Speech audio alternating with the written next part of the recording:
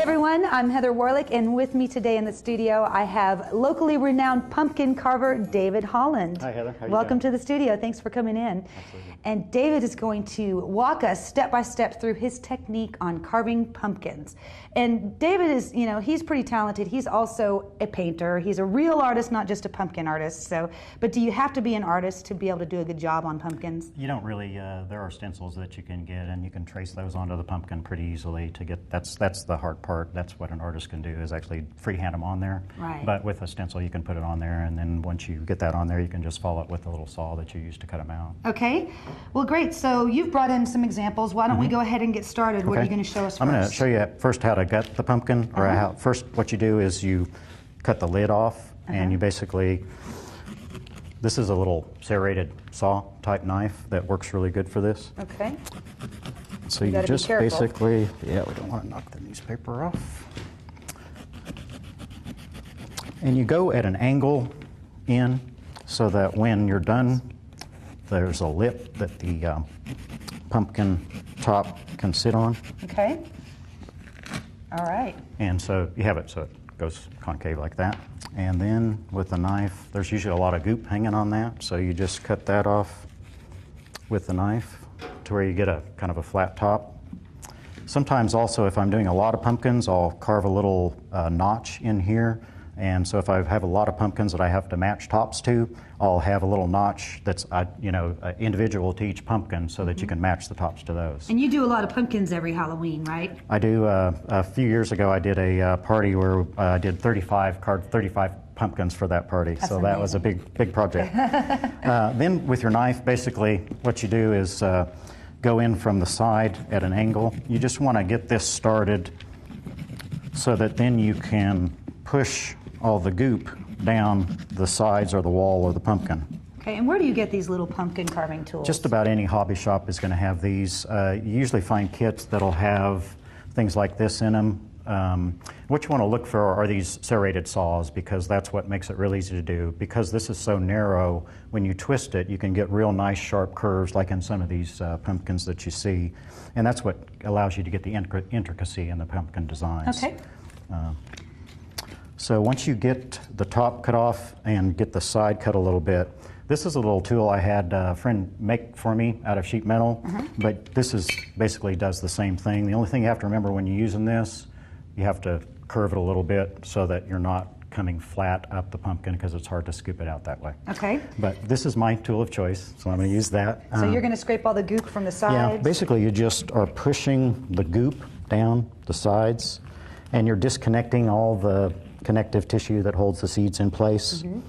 So once you get that all pushed down all the way around, then with this I'll be cutting along the bottom, because there's also connective tissue on the bottom. So then I'll scrape along the bottom, and you can scrape until you kind of hear that raw pumpkin sound, which lets you know that you're down to the meat of the pumpkin. Okay. And once you do that, and this probably ain't going to work because I haven't gone all the way around, but I'll dump this out. Everything will pretty much come out all at once, all the goop. And it's important to get rid of all that goop, you told me, because that is what will lead to mold and fungus, and that's what will make your pumpkin die sooner. Right. Okay. Then after I do that initial scraping, I'll take this. This is actually a biscuit cutter that I found. You can use actually, this pumpkin scooper for the same thing, but this one I'm able to hook onto my thumb like this. And what I do is just go in the inside, and I'm going in a circular motion like this to just scrape the inside of the pumpkin clean, basically. And you want to get down to the meat of the pumpkin so there's really no goopy part at all. Yeah. And that makes it, like you say, so that no molds or funguses will form on the inside. And this is a pretty thick pumpkin, it seems like. Yes, it is. So how far down do you want to scrape?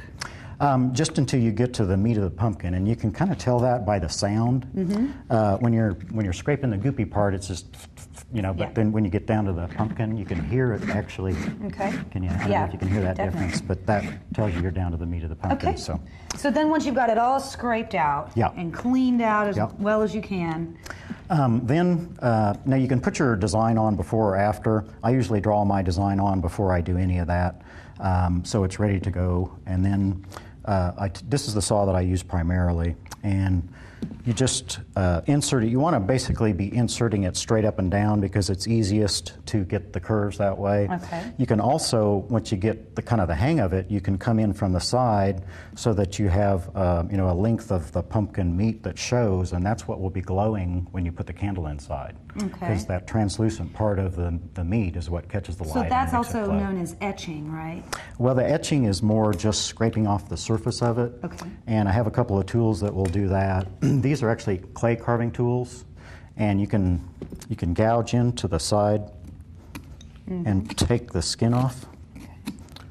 So that's one technique you can do. And for instance, like right here, this was the skin is taken away in a little different way, but once you take that skin away, that area will glow because it'll come, the light will come through. And on that, you said you used a melon baller, on that, right? I used a melon baller, Okay. basically. And so, just going like that and scooping it out. And that works really well for grapes and round things and things like that. Now, before you go on, I want to mention that people can use stencils or templates for their Exactly. pumpkins, and Yeah. what you can do is just tape it on to the front, Right. pin it on or whatever, and then you can use push pins around. You can poke holes, and that gives you you follow the Tracks, holes kind with the saw. Okay, great. So then you're going to cut out some of these sections. Right, and I've already got some of these cut out a little bit.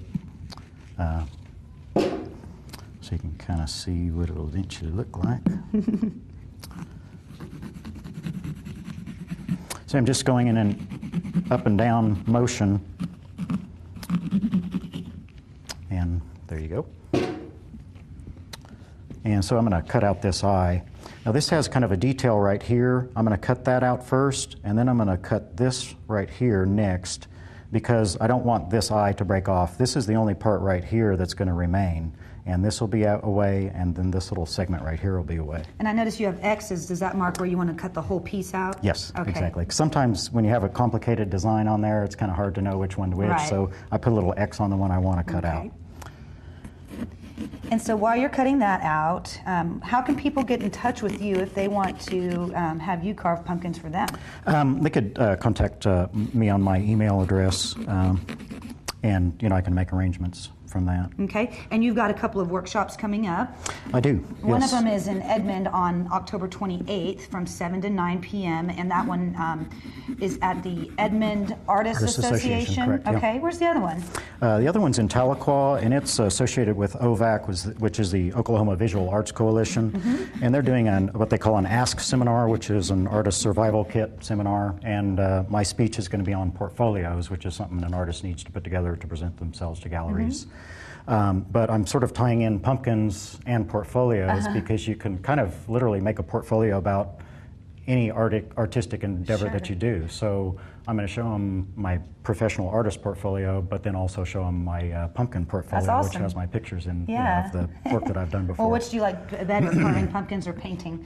I like them both. It's I don't have as much time as I'd like to do the painting, but this is a lot of fun, really, Okay. for me, and that's why I enjoy doing this. So once you get all the pieces cut out, Yep. what's next? So this is an owl design, and once it's done, this is what it'll look like.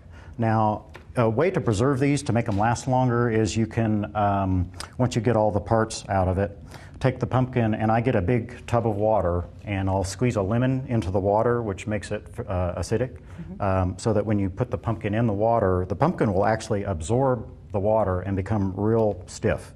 And also the lemon keeps molds and funguses from forming on the inside, because that's what really will take a pumpkin down really quickly. Okay, so you let it soak for about 2 or 3 hours? 2 or 3 hours, or you can soak it overnight. Okay. It really depends on when you need your pumpkin, Yeah. basically. And just after that, I'll take it out of the water, turn it upside down, and let it drip dry. And if it's dry outside, it'll dry itself. Actually, the pumpkin will continue to soak up some of the water. But if you want to dry it in a hurry, I'll put mine in front of a fan and just let the fan dry it out. But you want to get it really, really dry. Yeah, you want it really, really dry, and you want it to almost, if you'll open this one and stick your hand in there.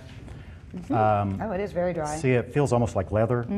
And this was soaked in that lemon that I'm talking about, so you can kind of see how firm it is. Okay. But so that's also, an important tip, is to soak it in lemon water and then let it dry really, really well. Right, exactly. And that'll preserve it for a few more days, right? Yeah, you can get them to last up to a week or sometimes more. It kind of depends on the pumpkin itself. Okay. Some of them have a mind of their own, but now I see you have candles in these, and do you recommend yeah. candles over those pumpkin lights? Either works really well. It depends on what you're wanting to do with it. The little pumpkin lights, I've found some that have like 5 or 8 little individual lights that blink on and off, and you put batteries in them. So once you put it inside a pumpkin, it literally looks like the flicker of a candle. Oh, okay. Those are really cool.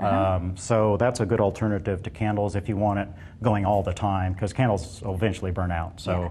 Do you ever have a problem with, does a candle melt or break down the pumpkin quicker than anything else? now, pumpkin is mostly water, so you know the candle's not going to do much to it. So, yeah. Wow.